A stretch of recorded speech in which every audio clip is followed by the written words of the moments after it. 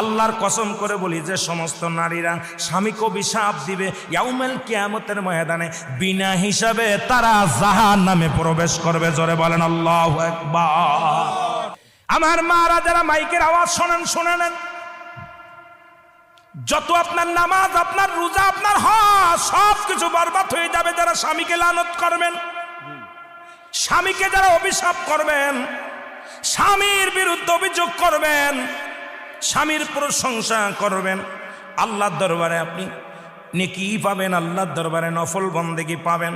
সারা রাত পরে আপনি ইবাদত করেছেন, আর একবার বলেন, আপনার মার কাছে বলেন, বোনের কাছে বলেন, ভাইয়ের কাছে বলেন, ভাইরে তোমার দুলো ভাইটা কত সুন্দর, উনি ফরেজগার মানুষ, নামাজি মানুষ, আমাকে ভালোবাসে। যদি স্বামীর প্রশংসা করো এই দুনিয়ার মধ্যে নফল ইবাদত হয়ে যাবে, তোমার নেকি হবে, আমলনামায় লেখা হবে। নবীজি বলছে অধিকাংশ মহিলারা ওই কিয়ামতের ময়দানে ওই জাহান্নামী অধিবাসী হয়েছে যারা স্বামীর লানতকারী।